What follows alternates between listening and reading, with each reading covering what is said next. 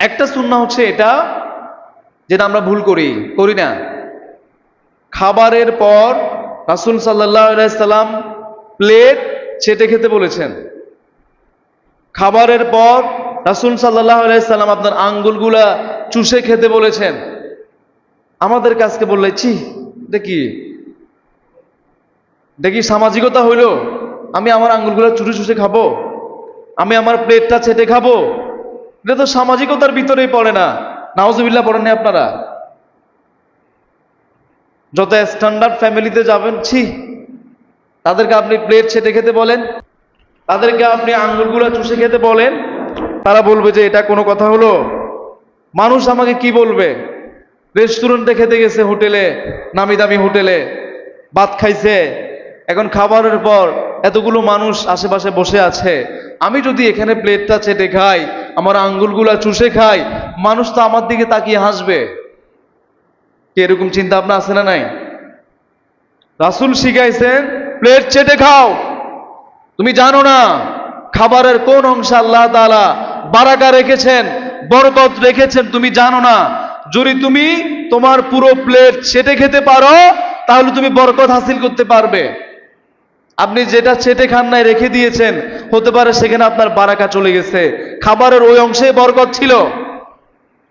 আঙ্গুলগুলা চুষে খেতে বলেছেন। রাসূলের প্রতিটা সুন্নাহ, আজকে সুন্নাহ এবং বিজ্ঞান বই পাওয়া যায়। রাসূলের সুন্নাহর সাথে বিজ্ঞানের সাথে সাদৃশ্য কোথায়? রাসূলের প্রতিটা সুন্নাহকে বৈজ্ঞানিক গবেষণা করা হয়েছে। তো রাসূল সাল্লাল্লাহু আলাইহি সাল্লাম খাবারের পরে আপনার আঙ্গুলগুলা চুষে খেতে বলেছেন। এখন বিজ্ঞানীরা গবেষণা করতেছে মুহাম্মদুর রাসূলুল্লাহ এই কথাটা কেন বলেছে। এই কথাটা রাসূল সাল্লাল্লাহু আলাইহি সাল্লাম এজন্যই বলেছেন, আপনি শামাইলে তিরমিজির হাদিসগুলো পড়লে পাবেন। কেন বলেছেন? মানুষের হাত থেকে, আঙ্গুল থেকে এক ধরনের এনজাইম, রস বের হয়।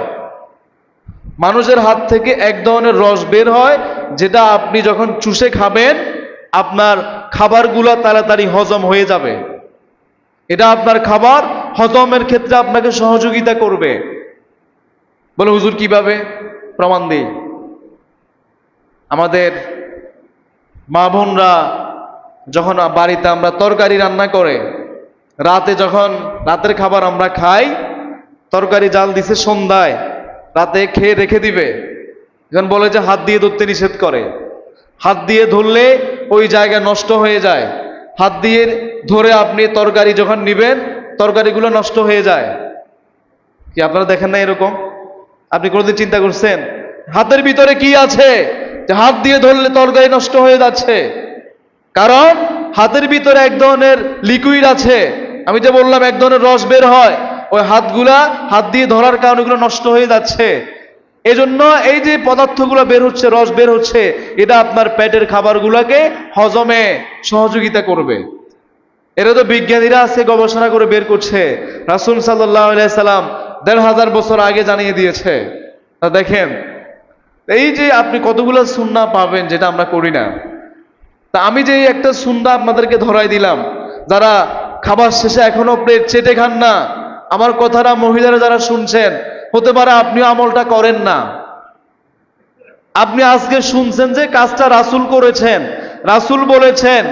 আপনি যদি উম্মত দাবি করেন, রাসূলের ভালোবাসা আপনার ভিতরে থাকে, রাসূলের আনুগত্য আপনার ভিতরে থাকে, রাসূলের কিঞ্চিত মহব্বত যদি আপনার ভিতরে থাকে, আপনি আজকে থেকে আমলটা শুরু করবেন।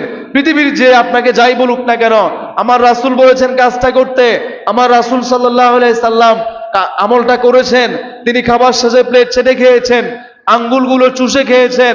আমরা যারা করি তো আলহামদুলিল্লাহ, হতে পারে আল্লাহ তাআলা এই উসিলা আমাকে মাফ করে দিতে পারেন।